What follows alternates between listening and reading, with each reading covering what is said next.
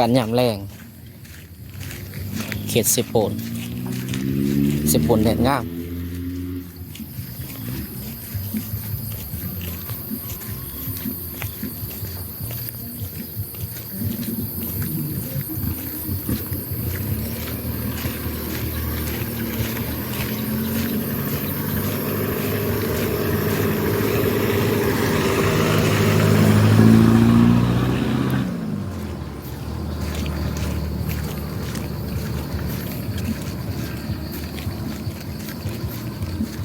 คอยกระบอกตัวนี้ละ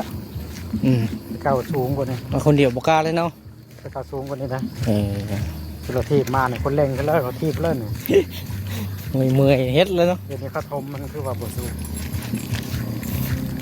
ผู้สาวนั่งทางหลังบนลงเลยก็ปั่นกันเลยขากะลี